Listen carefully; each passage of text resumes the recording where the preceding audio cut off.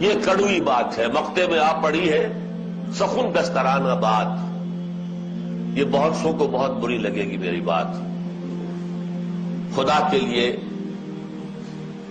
اس یقین کے ساتھ میری بات سنیے کہ میں کسی کی دل آزاری کے لیے نہیں کہہ رہا ہوں، ایک دینی فریضہ سمجھ کر کہہ رہا ہوں.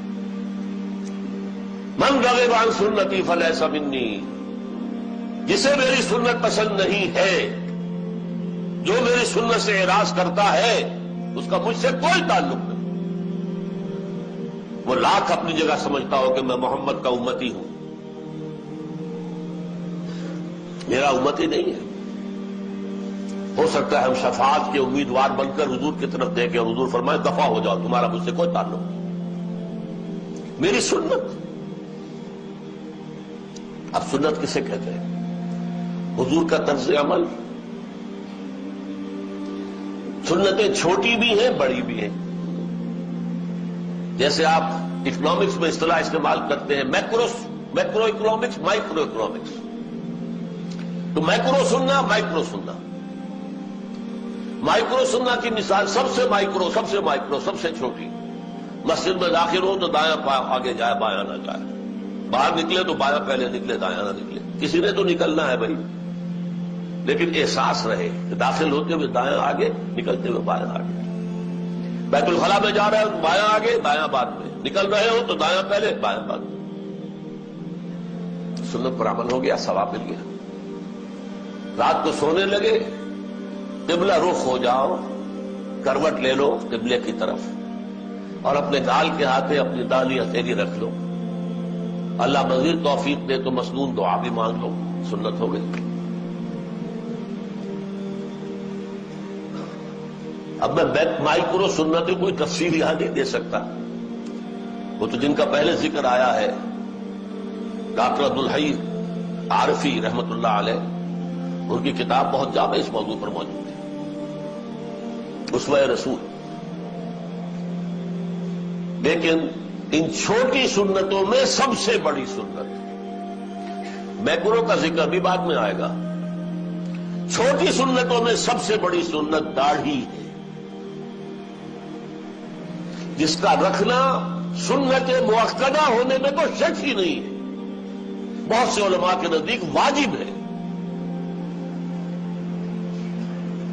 اور یہ سنت وہ سنت ہے جس کے لیے حکم دیا حضور نے، ایف اللحا وقص الشوارب، داڑیاں بڑھاؤ اور مونچھیں کتراؤ.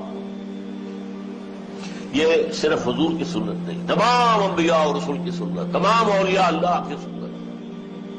وہ 11ویں والے بھی اگر ہیں تو ان کی بھی سنت تھی. 11ویں دینے والوں میں وہ سنت والے کو نہیں ہوتے، وہ 11ویں دے رہے ہیں بس. اچھا، یہ سنت ایسی عجیب ہے کہ ہے تو ہر دم ہے اور نہیں ہے تو یکسر نہیں ہے. بعض سنتیں ایسی بھی ہوتی کبھی رہ گئی. فرض کیجئے ظہر کی پہلی 4 سنتیں رہ گئی اور آپ کو جلدی بھی ہے کسی کام میں، تو اگر رہ گئی کوئی بات نہیں ہے، سنت ہے، کبھی رہ جائے، اکثر آپ پڑھیں. یہ سنت ہے کہ ہے تو ہمارا وقت ہے اور ہے نہیں تو زیرو. آل اور نن لا کہلاتا ہے فزیولوجی میں، ہے تو پوری اور نہیں ہے تو کچھ بھی نہیں.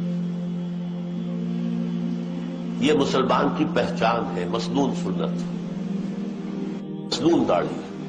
دور سے آپ کو پتہ لگے گا کہ مسلمان آ رہا ہے، ورنہ کیا پتا کوئی عیسائی ہے، کوئی بدھ مت کا آدمی ہے، کوئی ہندو ہے، کون ہے کیا پتا. یہ ہماری پہچان ہے.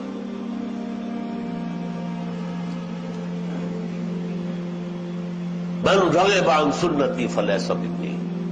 غور کر لیجئے، ہم نے کسی کی سنت کو چھوڑ کر کسی کی اختیار بھی تو کی ہے. حضور کی سنت چھوڑ کر کرزن کی سنت اختیار کی کہ نہیں؟ کسی نہ کسی کا تو راستہ آپ اپنائیں گے. داڑھی مڑانا کب سے شروع ہوا؟ جب کرزن صاحب تشریف لائے تھے انگریز کی پیروی میں. الناس علی دین ملوکہم. اور اب وہ روش ہے، چل رہی ہے، پوری دنیا کا معاملہ یہی ہے، بھیڑ چال ہے. میں نہیں سمجھتا آپ میں سے کوئی ایک آدمی بھی ایسا ہو جس نے سوچ سمجھ کر حضور کی سنت ترک کر کے اور داڑھی بڑھانی شروع کی. نہیں رواج ہے بس. لیکن اس پر بھی ہمارے علماء اب کچھ کہنے کی پوزیشن میں نہیں رہے.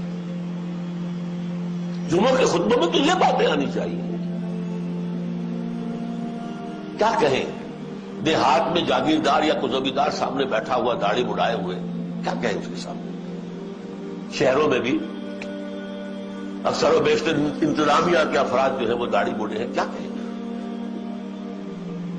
لیکن میں آپ سے خیانت برتوں گا اگر میں اس کا ذکر نہ کروں. And it's never late, too late. اب بھی چاہے آپ کی عمر 60 کی ہو گئی ہو، 70 کی ہو گئی ہو، نہ گھبرائیے کہ کیا کہیں گے لوگ. داڑھی رکھیے، جوان ہے ضرور رکھیں، ضرور رکھیں، ضرور رکھیں. حضور کے ساتھ ہمارے تعلق کا یہ ایک پیمانہ ہے، آئینہ ہے.